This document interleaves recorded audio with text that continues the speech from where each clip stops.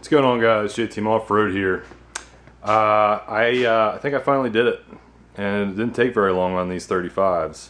And I know everyone's going to be like, John, don't put 35s on a Dana 35. I don't care. I put 35s on, and I don't wheel too aggressive, but hadn't wheeled in a long time, and I wheeled aggressive. And I think something went. I don't know what exactly it is, if it's some teeth off the ring of the pinion or something else in there. That's pretty much all there is in there that could really break it. I think the axle shafts stayed in, so I don't think it's that.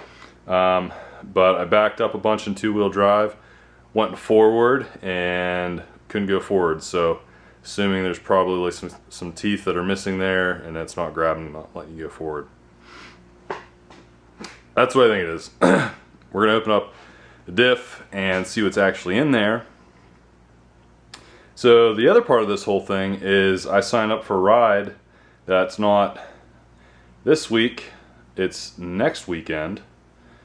And I don't have a whole lot of time to get this done, so I was just gonna get another Dana 35, just throw it in real quick, because I wanted to have time to do the 8.8 right. So I went to my buddy's house and grabbed a 35 there that was out of a 95, that was a 4-cylinder. And just assumed that all 4 cylinders had the 410s in them. And apparently the autos don't have 410s in them. So ended up scrapping that idea and thought, well, maybe let's just go ahead and hurry up and get the 8.8 ready. Just throw that in, get the U-bolts and spring plates, get the brakes done, and just go and just see what happens. Probably won't worry about getting the shocks on quite just yet. I don't know, if I get some time, I might try to weld those tabs on. But I do want to get the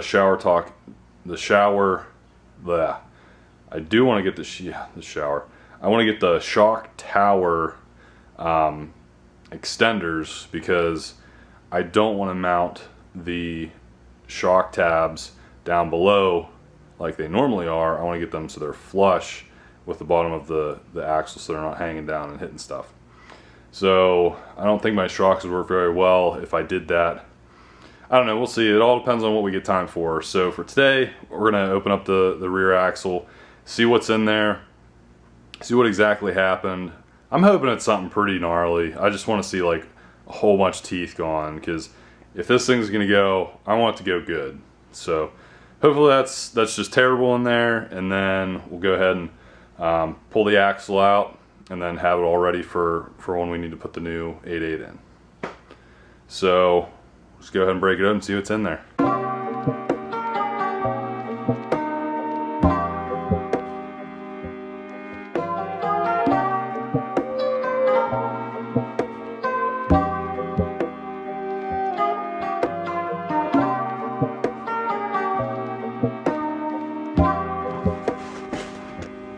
Alright, so there is one of the spider gears laying there. It completely broke off the cross shaft. There's one of the teeth sitting there. And I'm going to spin the ring. I'll take this guy out. Pretty much broke right in half.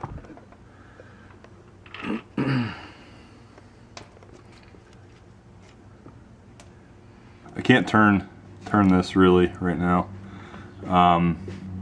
but I could take the spider gears out. I'm assuming that all of the ring and pinion teeth are good, and then just this is bad. But the carrier might be so worn that there's a lot of play in there, and then maybe that's what went. I don't know. But I felt the pin that goes through the cross shaft, not here but on the other side.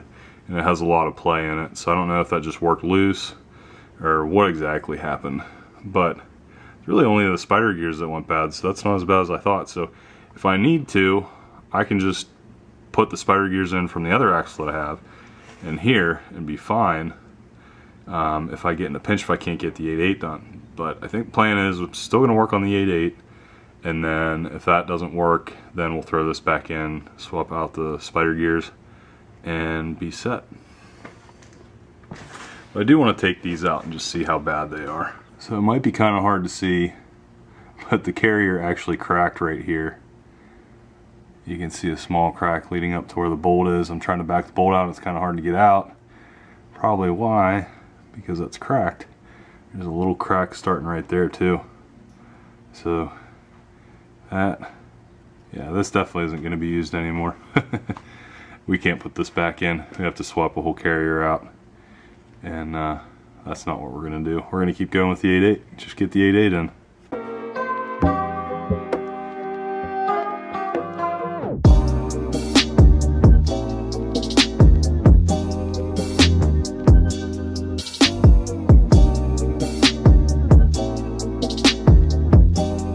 Carrier pin bolt is bent. It'll be kind of hard to see, but it's bent.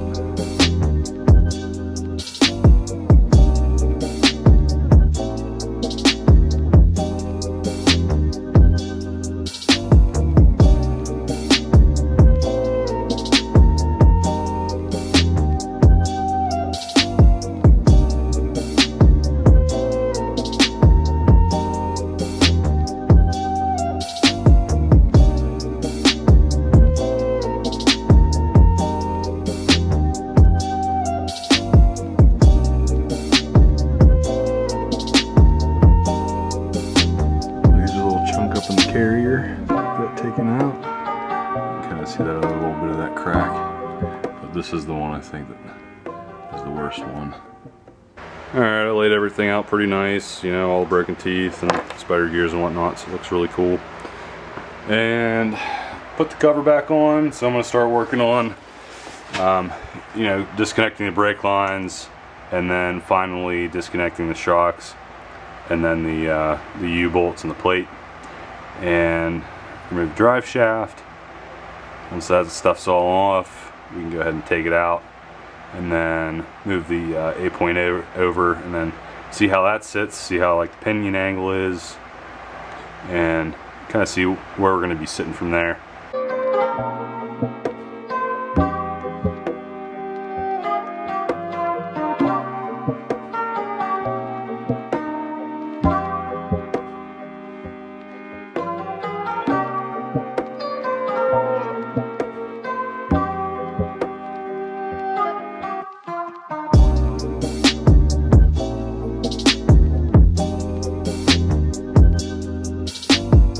Alright, so far have the e-brake lines disconnected on both sides. Disconnected this brake line. I ended up connecting it to the new set of brakes.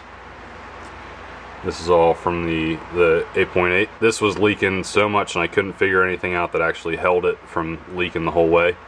So I figured, well, let's just go ahead and put this line on. So 8.8 lines are on. I bought a brake kit and I was thinking I wouldn't have to use it, but I think I'm actually going to have to use it because this line comes down, it goes to the splitter, and then the hard line runs to the other side. But I don't know if there's enough length between the splitter and the other side. I don't know if all that length is going to work or not. So when we get the axle in, we'll see how it fits. I might as well just put the brake kit in just because it comes with stainless lines. And these are still the rubber ones. I think I'll probably do that. I also have a stainless flex line that's like an extended line, so I don't have to use this drop bracket. I'll be able to put the hard line back up and then use the flex line from here down to the axle. So I think that's all we got to do right now. That's holding, that's not leaking. So we're just going to leave the brakes set up like this so it doesn't leak anymore until I get everything else in. Now I can worry about taking drive shaft off, take the both shocks off, and then get the U-bolts out. Then we can take the axle out. And that's probably going to be it for this video because we're running out of time for today. We've got some other things I got going on, so we'll do that, and then probably the next video will be actually putting the axle in, seeing how it sits, if we need to do any changes. But probably just going to throw it in, fix a couple things, mount everything up, and then just run it. I got one ride coming up. It's in a week, so today's Saturday, and next Saturday is the ride that I'm going to be going on that I already signed up for. So the only thing about that is the pinion on the 8.8 is offset a little bit from the transfer case. So I still have the slip yoke on here. I didn't get the CV drive shaft in yet. So I'm hoping drive shafts don't like explode. If the U-joints take a little wear, that's fine. I have another drive shaft on backup if I need to use it. But hopefully that'll do for the trip, and then after that, then I can go ahead and do this SYE, and then I can use the front Cherokee drive shafts and get those cut down and balanced and use those as my drive shafts. So anyway, let's go ahead and get back to this, take this out, be done for today.